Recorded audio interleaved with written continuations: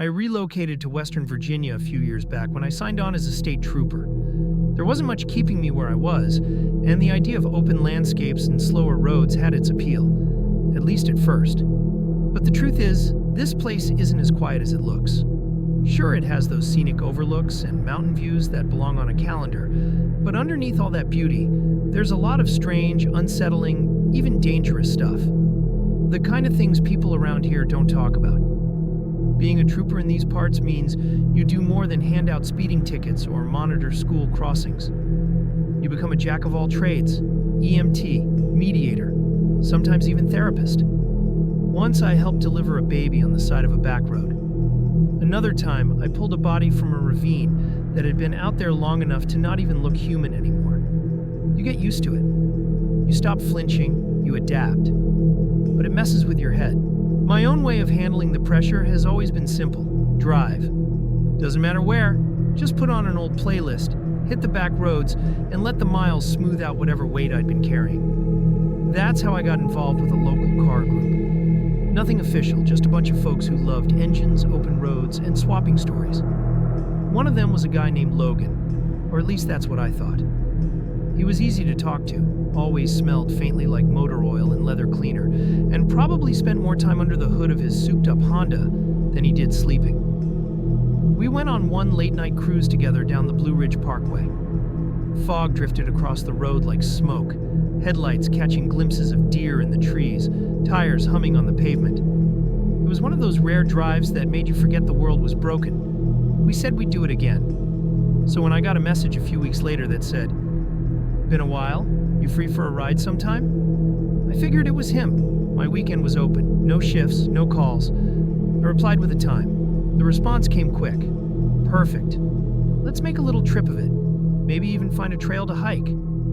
That gave me pause. Logan wasn't into hiking. He used to joke the only mountain he liked was the one under his tires. I scrolled up and checked the number. That's when I realized. Different number. Different photo. It wasn't Logan from the car group. It was a guy I vaguely remembered from college days, maybe 5 or 6 years back. One of those wild festival weekends full of cheap beer, loud music, and strangers who felt like best friends for 48 hours. He was a photography major, I think. Big on nature shots, forests, crumbling buildings. We kept in loose contact afterward. Likes on photos, the odd message here and there. That was it. I probably should have backed out. But something told me not to. Maybe boredom, maybe guilt, or just the urge to shake off the routine for a day. We picked a trail near the Tennessee border. Remote, but supposedly beautiful. I met him at the Moran bus station. Barely recognized him. His hair was long and messy, his beard uneven like it hadn't been trimmed in months. Heavy-duty work jacket, worn thin, mud-caked boots, a backpack that looked like it had seen better days, maybe even better decades. And the smell, a mix of sweat, damp fabric, and soil, reminded me of the folks we sometimes found camping under bridges. Still, he smiled like he meant it. "Man, it's been too long." I nodded, told him to throw his pack in the back. We stopped at a hardware store for supplies. Water, protein bars, a lighter, the basics. That's when he suggested a different trail. Called it a hidden gem, not on maps. Said it followed a creek, promised better photos. I looked it up. Way off the beaten path, past the last paved road. Barely more than a blip on satellite view. Still, I'd patrolled worse. Remote didn't scare me. We drove past town, past gas stations and cell towers until gravel replaced asphalt. Eventually, we pulled up beside the remains of an old barn. Just a pile of beams and a leaning fence. No trail sign, no cell service. He took the lead. I followed. At first, it wasn't bad. Quiet, almost beautiful in a forgotten kind of way. He talked a lot, but not really to me. More like out loud to the trees, rambling about jobs he'd had, women who left, people who didn't understand what it meant to stay grounded. Then, as we stepped over a fallen log, he asked, "If someone turned on you out here, what would you do?" Said it like he was asking about the weather. I kept my voice even. "Stay calm, keep alert, always know your exits." He nodded, then went quiet again. My gut started to twist. We passed the rusted remains of what might have been old machinery, maybe part of a mill. The path dipped into a shallow ravine. That's when we reached a clearing half swallowed by moss. In the center, a crumbling structure. Could have been a mine or an old mill house. A broken fire ring sat in the middle. Nearby, a makeshift bench from old rail ties. "This is it," he said. I dropped my bag and started pulling out lunch. Told him to grab some kindling. That's when he opened his pack.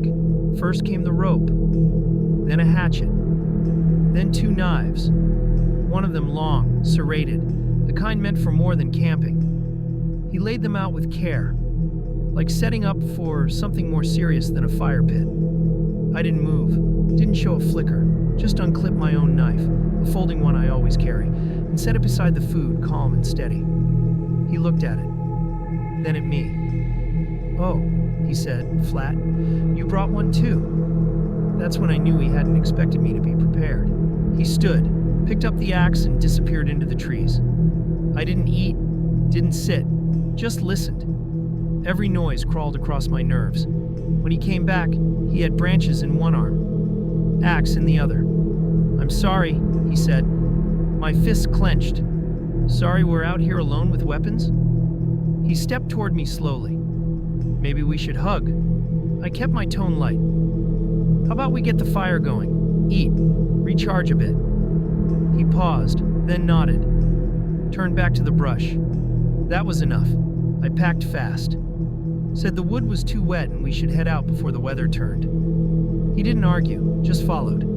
Quieter now. The walk back was slow. His energy had shifted.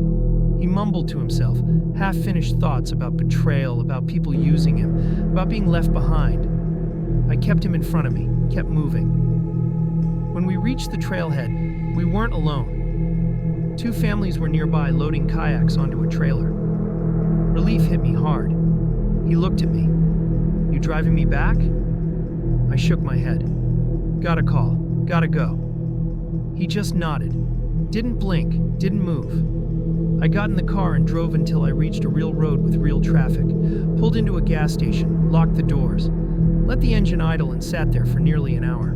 That night I blocked his number, didn't delete the messages.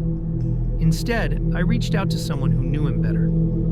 Told them everything. The knives, the question, the apology.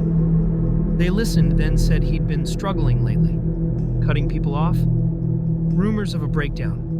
I told them someone needed to step in. Soon, weeks passed. Then I got another message. He was in therapy, on medication, trying to get better. I said I was glad, and I was. But I also meant what I kept telling myself the whole drive back. He's never getting in my car again. Not here, not anywhere.